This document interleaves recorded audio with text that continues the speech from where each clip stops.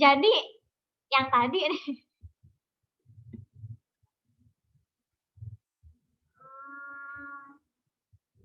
Hari ini saya kasih nilai plus sama Nurul ya. You can explain behaviorist theory gitu secara benar, walaupun kurang lengkap. Yang lain, silahkan. Kalau kalian mau explain ini lagi secara benar gitu ya, menurut saya benar. Sok, ayo. Balik lagi ke tadi, strong sama weak. Hipotesisnya contrastive analysis apa? Ada yang tahu?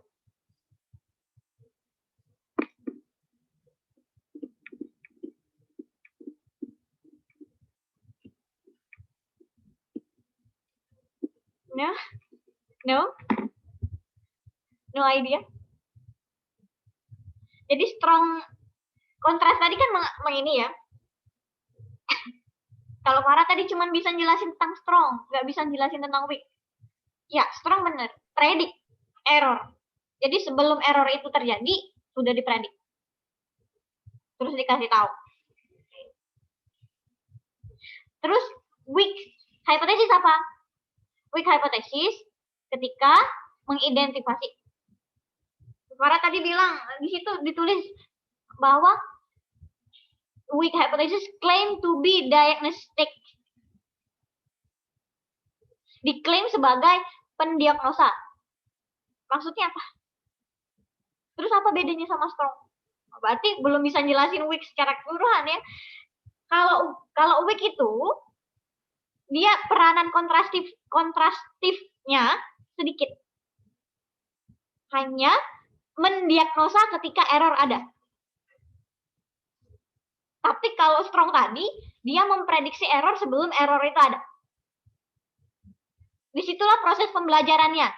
Dari target language, dari L1 ke target language. Bisa bedain?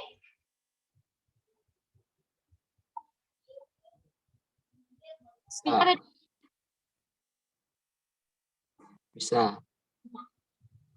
Terus, oke.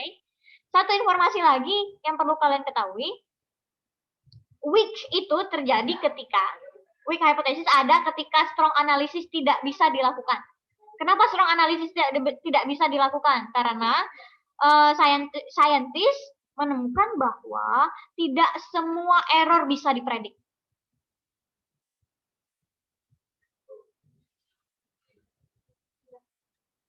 Tidak semua error bisa dipredik. Bisa memprediksi error pembelajaran dari target language ke L2 dari L1 ke L2. Bisa. Error semuanya diprediksi enggak kan? Sulit. Enggak. Okay. Semuanya diprediksi jadi dipelajari semua mahasiswanya gitu. Enggak bisa. Okay.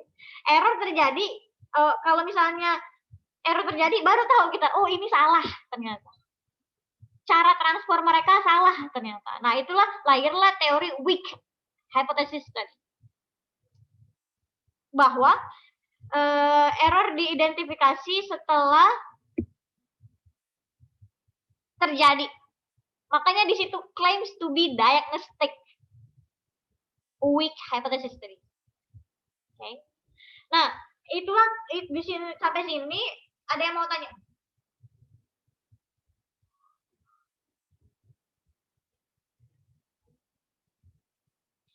Jadi di SLE kalian mempelajari pengembangan teori pembelajaran target language ya.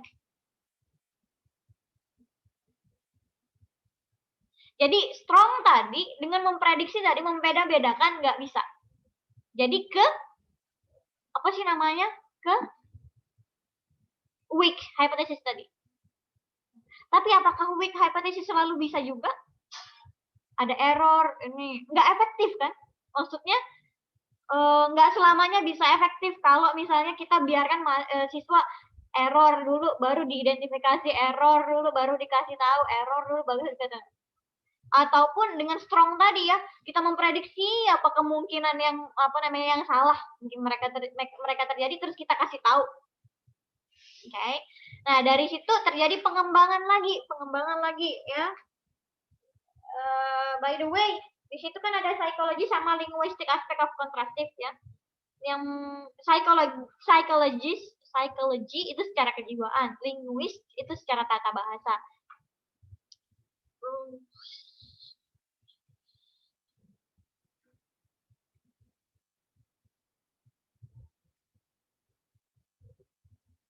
Linguistic aspek itu maksudnya yang secara struktural tata bahasanya ya. Jadi kita tadi kan kontras itu kan membedakan ya, yang mungkin terjadi ya, perbedaan yang ada gitu ya ketika mempelajari itu, makanya terjadi error di yang negatif. Itu secara psikologi ya, oke, secara psikologi saja. Nah, yang di secara linguistiknya benar-benar diterapkan,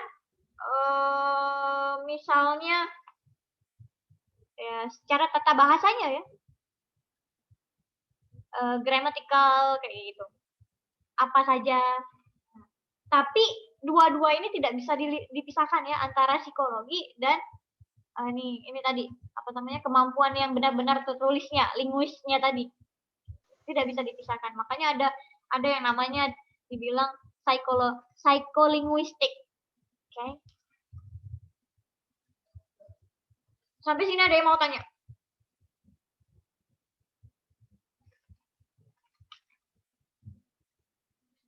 Nah, barulah karena strong dan weak hypothesis tadi tidak bisa digunakan secara efektif kayak gitu ya.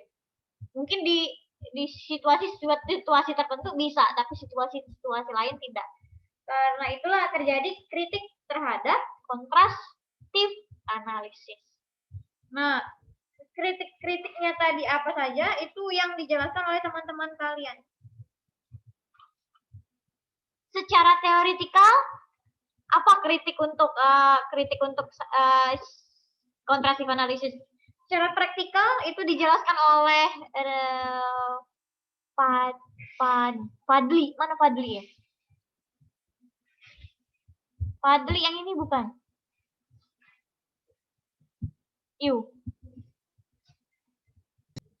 Fadli ya? Fadil. Nah ya, sorry. Dijelaskan oleh Fadil tuh kalau yang apa namanya, yang practical criticism.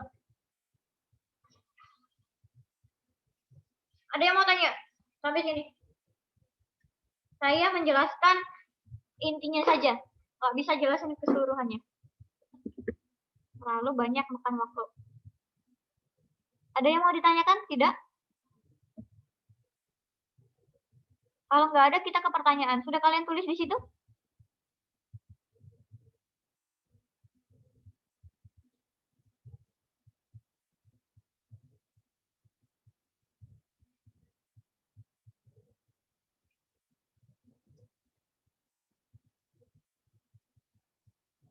Belum ya?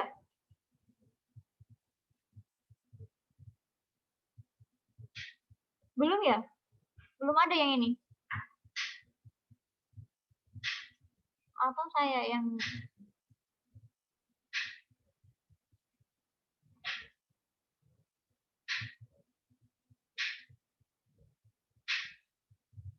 Oh, Manurul.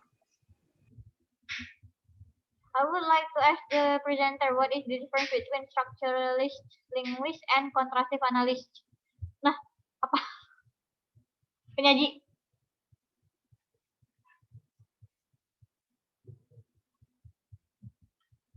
Butuh waktu penyaji? Berapa menit?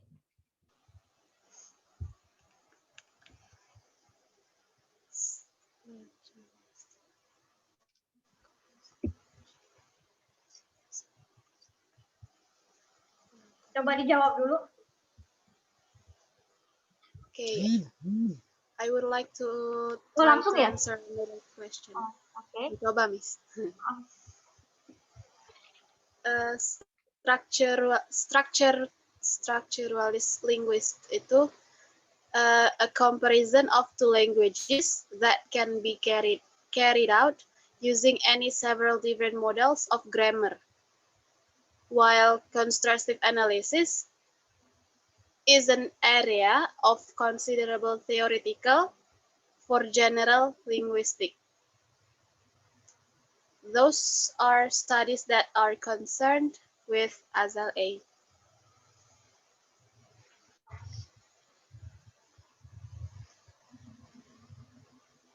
Jadi kalau structuralist linguist itu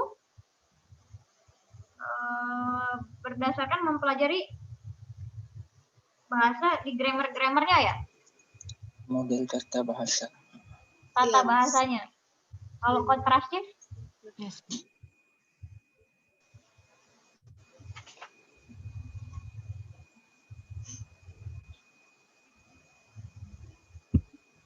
Kalau kontrastif tadi? Bukan tata bahasanya ya? Lebih ke aspek?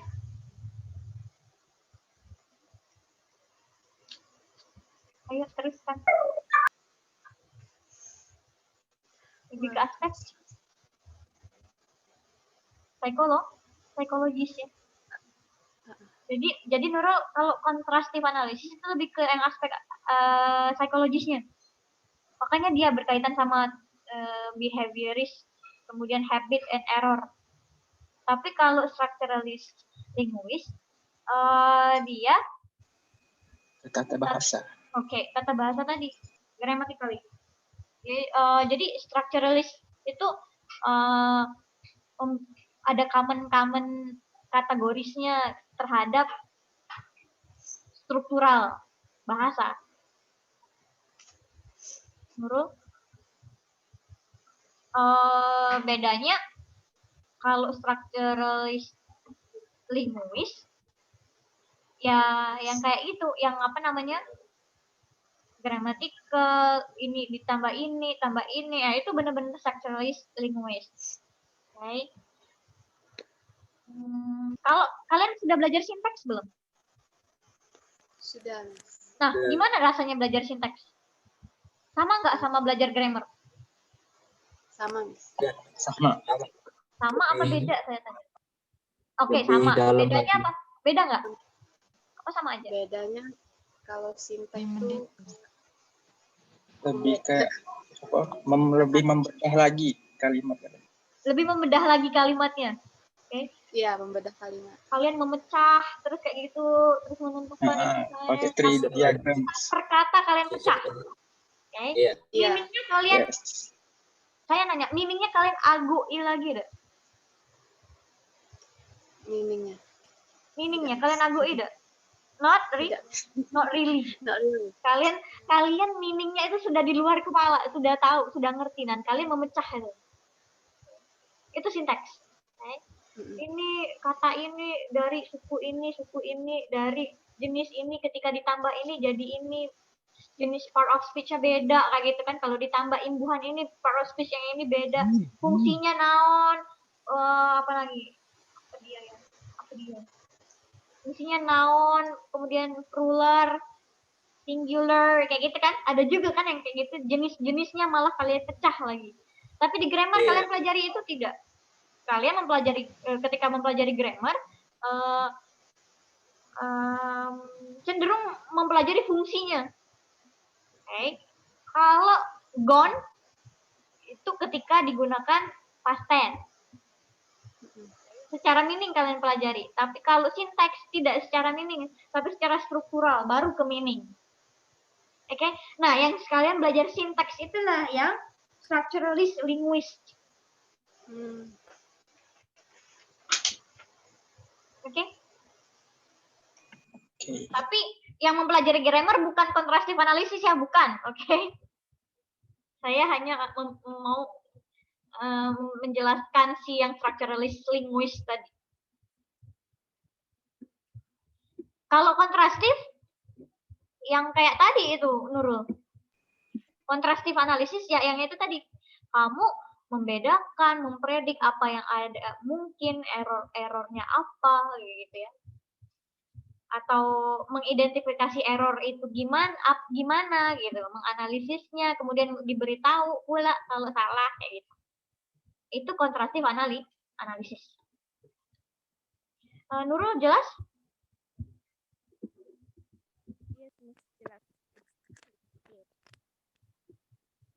Jelas nggak Nurul? Halo? Jelas, Miss. Jelas. Jelas, Miss. Oke. Yang lain ada pertanyaan?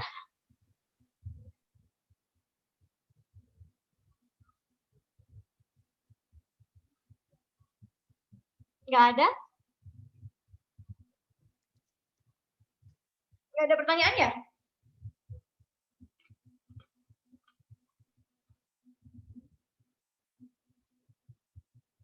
Nah, di linguist aspek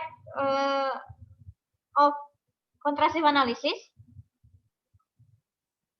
kenapa disama-samain sama kontrastif, didampingi maksudnya?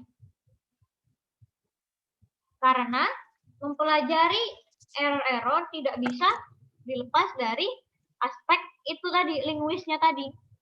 Tidak dipelajari secara utuh, structuralist linguistiknya, tetapi diambil aspek-aspek dari linguis tadi untuk membedakan antara target sama L1. Itulah kenapa di sini didampingkan ya, linguist aspect of contrastive analysis. Karena contrastive analysis yang untuk membeda-bedakan tadi, untuk membeda-bedakan kemudian mendapatkan errornya tadi, tidak bisa semena-mena kalau kita nggak tahu linguis banget, kayak gitu kan.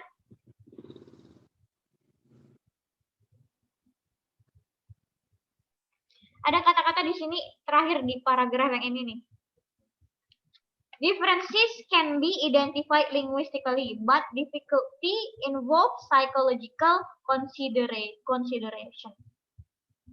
Jadi, aspek linguis dan aspek psikolog itu dibutuhkan semua untuk mengidentifikasi error. Mengidentifikasi ataupun memprediksi error.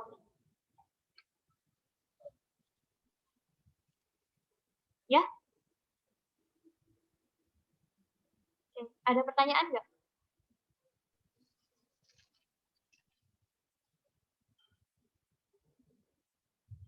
Di bab berikutnya kalian akan mempelajari apa?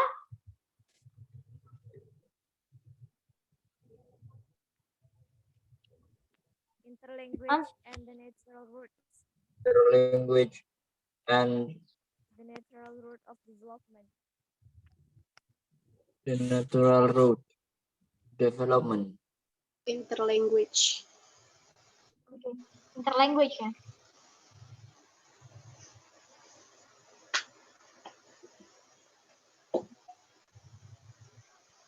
Halaman berapa ya?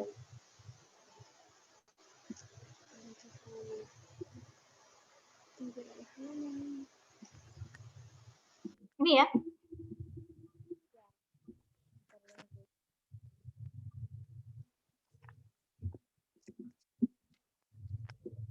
Sebentar. Kita ke kesimpulan.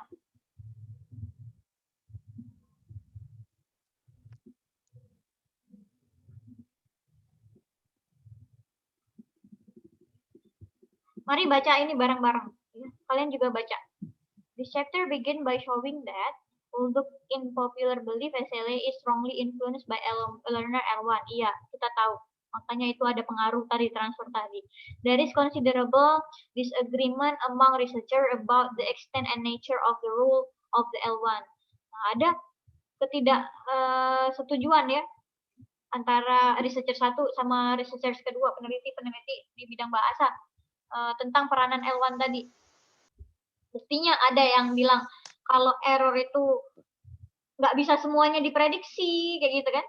Makanya strong hypothesis terbantahkan, kemudian adanya weak hypothesis, kayak gitu. Weak hypothesis seharusnya ketika ada error, kemudian diidentifikasi error-error yang tidak bisa diprediksi, kayak gitu kan. Tetapi weak hypothesis juga tidak sepenuhnya bisa efektif dalam pembelajaran ya, mengidentifikasikan error itu terus kayak gitu, cuman kayak gitu aja belajar juga nggak bisa efektif kayak gitu. Makanya itu terjadi disagreement kayak gitu di antara researcher. The explanation for this lies mainly in the changes that have taken places in psychological based on examining SLA. Jadi ada peranan psychological di penjelasan itu kayak gitu tadi. Yang saya jelaskan tadi ya, panjang lebar. The rule of L1 was first seen in terms of transfer theory and was closely linked to behaviorist, ya, yang tadi kan, which saw SLA as a process of habit formation. Error, according to this theory, were the result of interference from the entrance habit of L1. Jadi ada pengaruh dari kebiasaan kita L1, oke. Terus terjadi interference, gangguan ketika mempelajari target language. Nah, maka itu terjadilah error. Yang saya contohkan beautiful girl sama girl beautiful tadi. Kontrastif sampai mana tadi? Di sini ya. Contrastive analysis was developed in order to predict the area of difficulty that learners with specific L1 would experience, so that teacher could provide massive practice to eliminate the change of error. Kayak gitu tadi ya, yang prediksi sama apa namanya diagnostik tadi. Up to this point, however, nah ini yang perlu kalian garis bawah. Sampai poin tadi yang saya jelaskan, however, there were few empirical studies of SLA. Jadi sangat sedikit peneliti meneliti tentang itu, kayak gitu. Jadi nggak bisa dibuktikan secara empirical, secara researcher kayak gitu ya, bahwa itu tadi tidak efektif. Itu tadi yang tadi dua tadi efektif banget untuk ngajarin mahasiswa kayak gitu, ngajarin ke target language. Contrastive analysis was based on extrapolation from general learning theory. The beginning of 1970s saw a number of attempts to validate. Jadi di tahun sekitaran ini mengvalidasi kebenaran gitu maksudnya. Contrastive analysis hypothesis secara empirical. Maksudnya empirical apa? Benar-benar diteliti, research. This shows that hal ini memperlihatkan bahwa banyak error predicted by contrastive analysis did not in fact arise. Faktanya, error-error itu yang diprediksi oleh yang tadi, contrastive analysis, tidak muncul. Ngerti nggak maksudnya? Jadi kan diprediksi nih, ada ini, diprediksi kan. Kemudian di ini banget, bener nggak? Diteliti banget ke siswa, bener nggak bahwa ini akan muncul? Error-error ini 1, 2, 3, 4 dalam bahasa akan muncul. Ternyata, did not, in fact, kenyataannya secara empirical, tidak muncul. Error-error itu ternyata tidak muncul kayak gitu. Also many error which were not predicted did not occur. As a result of this research, the importance of L1 interference was questioned. Jadi kan selama ini di ilmuwan percaya bahwa makanya teori kontrastif tadi ada pengaruh tadi ya, transfer language dari L1 ke L2. L1 interference. Kemudian ada gangguan. Terjadi error. Nah, ketika diteliti banget di tahun 1970-an, gitu, ternyata pentingnya L1 interference ini, penting banget nih mempelajari yang gangguan dari L1 tadi ya, error-error tadi, dipertanyakan. Karena error-error tadi ternyata tidak muncul di pembelajar. You got it? Yang di sini tadi. Was questioned and fell into disfavor. Kemudian akhirnya tidak jadi suatu hal yang digembar-gemborkan lagi. Disfavor. Theoretical attacks on the validity of behaviorist account of language learning also help to create a crisis in contrastive analysis. Jadi theoretical attack, serangan theoretical. Jadi kan tadi di atas tadi bahwa researchers meneliti itu tadi kan, bahwa ternyata tidak ditemukan, error itu tidak muncul pada learner. Kemudian theoretical attack ini pada validity of behaviorist account tadi memunculkan krisis pada contrastive analysis. Oke. Pada teori contrastive analysis. Krisis berarti you got it kan? Bahwa contrastive analysis mungkin tidak digunakan lagi kayak gitu, atau teori jadul yang perlu pengembangan. Gradually, however, the rule of L1 was reappraised rather than rejected out of hand. Akhirnya reappraised, diulang lagi ya. Bukan berarti di reject kayak gitu. Di reappraisal. The reappraisal took two forms. The contrastive analysis hypothesis was modified to take account of avoidance and need for there to be degree of similarities. Nah ini saya nggak akan jelaskan lagi. Intinya perlu pengembangan lagi dari contrastive analysis pada waktu itu ya. Pengembangan dari teori contrastive analysis itu dibahas di bab ke-3. Oke? Ada yang mau tanya?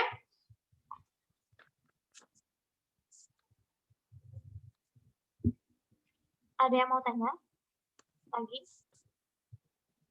Saya mau besok minggu depan ya, sebelum jam 12 hari Kamis.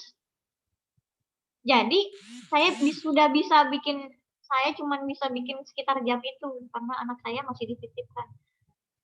Jadi malamnya sudah kalian bisa input question kalian di e-learning.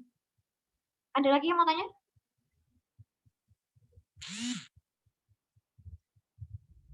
No? Nggak ada? No? Oke, kalau nggak ada saya absen ya. Bentar. Ayu. Widya. Widya Rahma. Present, Miss. Okay. Mahran. Mariska. Present, Miss. Tahul Jana. Present, Miss. Udah? Yes, Miss. Fadli.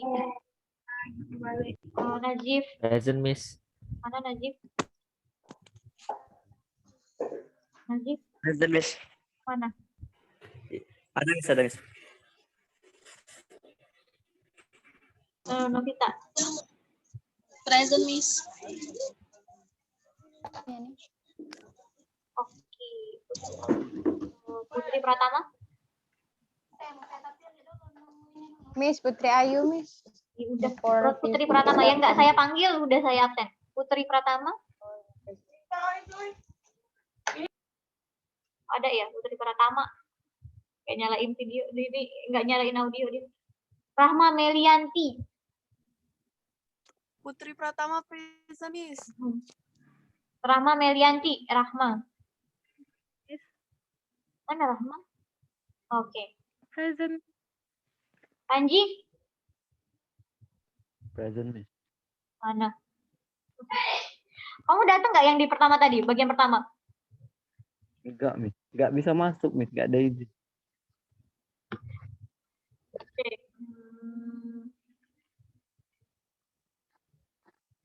Rizka? Present, Miss. Rizka pakai N ya? Kenapa nggak nyalain video?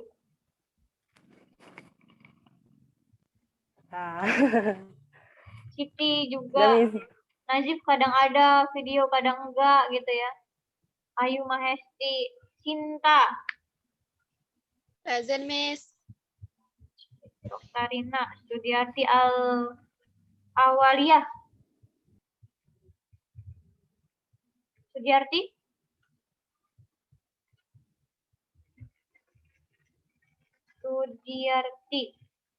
Sudiarti? Saya nggak anggap masuk ya, Sudiarti ya. Tiffany nggak ada ya? KKN mungkin. Vira Junior. Iya, Miss. Vira Junior. Juga KKN kayaknya. Oke. 3 orang nggak masuk berarti 27. Kalau nggak ada pertanyaan, thank you. Saya tutup pertemuan kali ini. Wassalamualaikum warahmatullahi wabarakatuh. Waalaikumsalam warahmatullahi wabarakatuh.